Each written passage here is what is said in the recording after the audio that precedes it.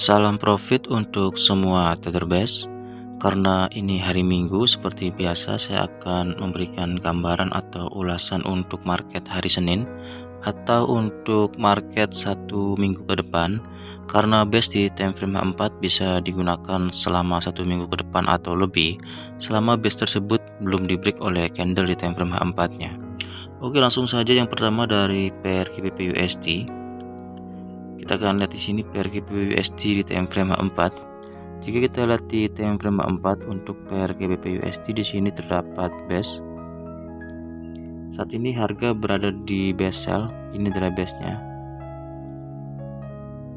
Sedangkan untuk base buy-nya yang terdekat di sini tidak ada base buy yang terdekat kecuali ada di sini. Cukup jauh tapi masih bisa digunakan. Ini adalah base buy-nya. Kita akan lihat di time frame 1. Jika kita lihat di time frame 1, saat ini harga berada di base sell. Jika kita ingin entry sell di sini, kita perlu menunggu market membuat setup sell CB1 atau dominan sebagai konfirmasi untuk kita entry-nya.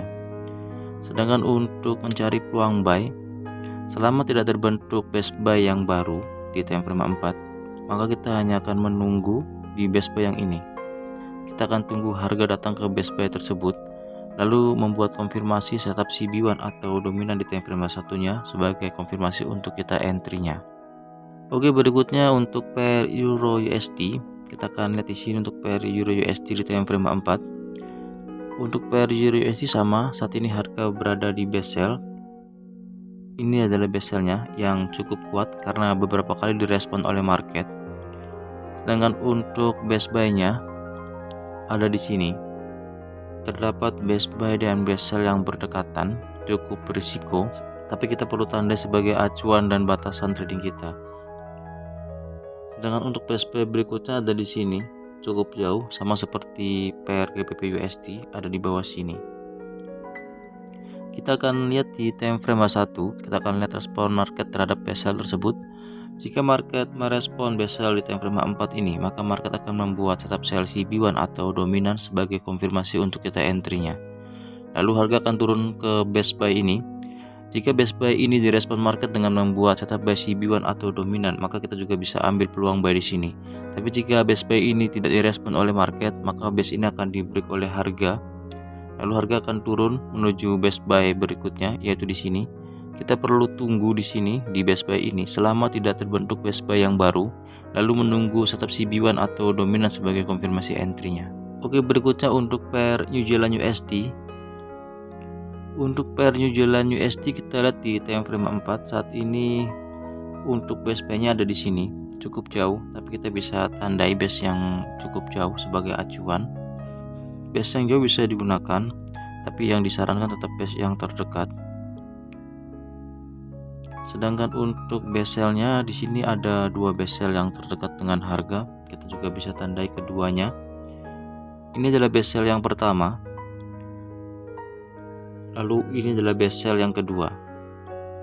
Kita akan tunggu peluang sell jika harga naik menyentuh base sell ini, lalu membuat setup sell CB1 atau dominan di time frame 1-nya.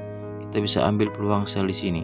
Atau jika base ini di break oleh harga, lalu harga naik, kita bisa tunggu di base sell berikutnya dengan membuat setup sell CB1 atau dominan sebagai konfirmasi entry-nya. Atau opsi yang ketiga, saat harga tidak koreksi dan harga langsung turun menyentuh base buy yang di bawah ini, kita bisa ambil peluang buy di sini jika market membuat setup buy CB1 atau dominan di time frame 1-nya. Oke, kita lanjutkan lagi. Berikutnya untuk pair USD Kanada. Kita akan lihat pair USD Kanada di time frame 4. Untuk pair USD Kanada di time frame 4 untuk base sell yang terdekat dengan harga. Kita akan lihat di sini ada base sell yang terdekat dengan harga di sini sangat kecil. Kita bisa tandai setiap base yang terdekat dengan harga. Kenapa hanya base yang bertipe engulfing yang kita tandai? Karena jika semua base kita tandai, maka itu akan membuat analisa kita tidak efektif. Karena di sini kita bisa lihat sepanjang penurunan ini ada banyak base. Jika kita hanya menggunakan konsep supply and demand, karena itu kita hanya menggunakan base engulfing, yaitu base yang berpola candle engulf, sehingga analisa kita lebih optimal karena kita lebih fokus untuk melihat market. Sedangkan untuk best buy-nya di time frame 4 ada di sini. Kita bisa tandai keduanya. Best buy dan best sell kita bisa tandai keduanya karena ini sebagai acuan atau batasan untuk kita trading. Untuk peluang entry di pair USD Kanada, kita bisa tunggu harga naik, menunggu harga di best sell tersebut. Lalu kita akan melihat respon market terhadap best sell tersebut dengan membuat setup sell CB1 atau dominan di time frame satunya.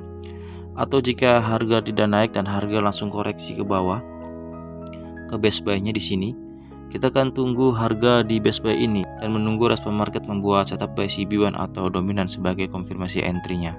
Oke, berikutnya untuk pair AUD USD. Kita akan analisa pair AUD USD di time frame 4. Kita bisa lihat di sini ada best buy yang terdekat dengan harga. Ini adalah best buy yang terdekat dengan harga saat ini dan belum pernah dikunjungi oleh market, maka potensinya lebih besar untuk direspon oleh market. Sedangkan untuk best sell-nya ada di atas sini, ada dua best sell di sini, sangat kecil, tapi kita bisa tandai keduanya karena yang kita perlukan adalah respon market terhadap best tersebut. Karena jika market merespon, maka market akan membuat setup CB1 atau dominan sebagai konfirmasi entry-nya juga. Kita akan tunggu harga datang ke best buy ini. Lalu kita akan menunggu market merespon dengan membuat setup buy CB1 atau dominan sebagai konfirmasi entry-nya. Atau market tidak langsung turun, market koreksi terlebih dahulu ke atas, kita bisa menunggu di kedua base ini dengan respon market membuat setup sell CB1 atau dominan sebagai konfirmasi kita untuk entry-nya. Oke, kita lanjutkan lagi berikutnya pair Euro Jepang Yen. Untuk pair Euro Jepang Yen, untuk best sell-nya ada di sini. Ini adalah best sell yang terdekat dengan harganya. Sedangkan untuk best buy-nya ada di sini juga. Untuk peluang entry di pair Euro Jepang Yen, kita akan tunggu harga ke best sell terlebih dahulu. Jika harga ke best sell tersebut, lalu market membuat setup sell CB1 atau dominan di time frame satunya sebagai konfirmasi entry-nya, kita bisa ambil peluang sell di sini. Atau jika harga membuat koreksi dalam ke best buy ini dan di time frame 1 market membuat setup buy CB1 atau dominan, maka kita juga bisa ambil peluang buy di sini. Oke, kita lanjutkan lagi berikutnya untuk pair USD Jepang Yen. Kita akan lihat USD Jepang Yen di time frame 4. Jika kita lihat di sini di time frame 4 untuk pair USD Jepang Yen, di sini ada best sell dan saat ini harga juga berada di best sell tersebut. Sedangkan untuk best buy-nya ada di yang paling dekat atau di base yang baru terbentuk. Di sini best sell dan best buy saling berdekatan dan berlawanan. Cukup berisiko untuk entry di sini, tapi kita bisa ambil peluang di sini. Jika market membuat setup sell CB1 atau dominan di time frame satunya, kita bisa ambil peluang sell di sini dengan batasan best buy ini. Karena jika best buy ini direspon oleh market di time frame satunya dengan membuat setup buy CB1 atau dominan, maka ini juga merupakan peluang juga atau merupakan setup pembalikan yang bisa kita ambil peluang buy di sini. Oke, berikutnya untuk market goal. Kita akan lihat di sini untuk market goal di time frame H4. Jika kita menggunakan time frame 4 untuk market goal, untuk best buy-nya terlebih dahulu ada di sini. Cukup jauh.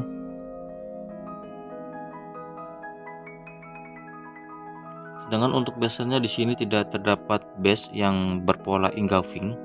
Ini bukan base pola engulfing, ini bukan base pola engulfing, ini bukan base pola engulfing. Karena ini hanya merupakan zona supply. Apakah ini bisa digunakan? Untuk trader yang menggunakan teknik SND bisa digunakan, tapi untuk saya sendiri yang hanya menggunakan zona SND yang berpolakan base engulfing, maka ini tidak digunakan. Jika untuk sell, kita akan tunggu market membuat base sell yang baru untuk ambil peluang sell. Sedangkan untuk saat ini harga hanya membuat best buy yang terdekat dengan harga. Kita bisa tunggu harga turun ke best buy tersebut lalu membuat setup buy CB1 atau dominan di time frame satunya sebagai konfirmasi untuk kita entry. Oke, berikutnya untuk pair USD CHF. Kita akan lihat untuk pair USD CHF di time frame 4. Untuk best buy di time frame 4 saat ini untuk pair USD CHF tidak ada best buy-nya.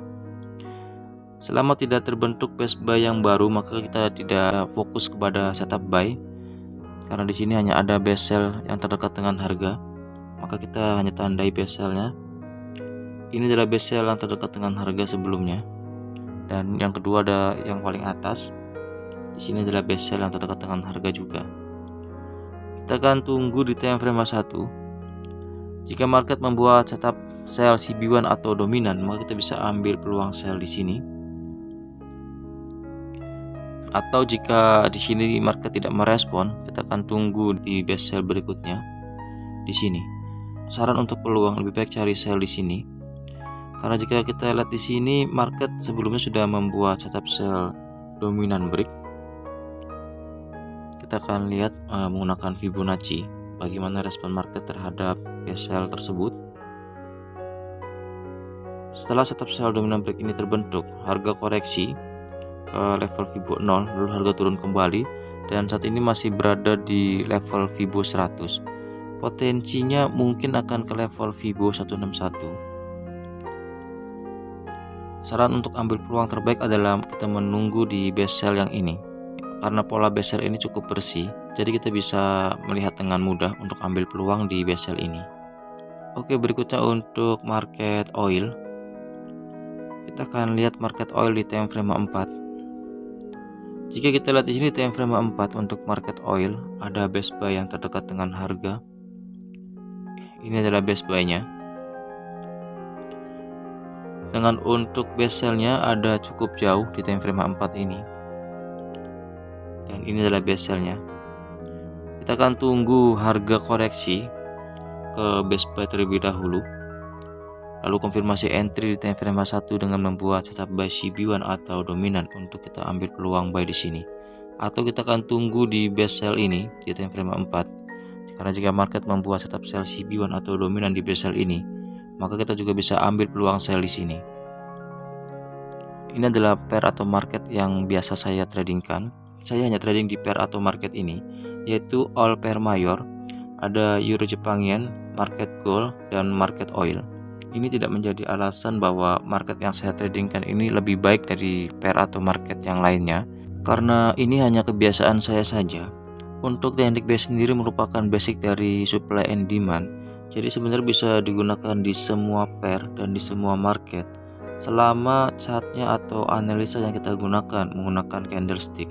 Ini hanya gambaran dan ulasan untuk market hari Senin dan 1 minggu ke depan, jadi bukan saran untuk entry. Karena trading sangat berisiko, jadi ketahui risikonya terlebih dahulu sebelum kita melakukan trading.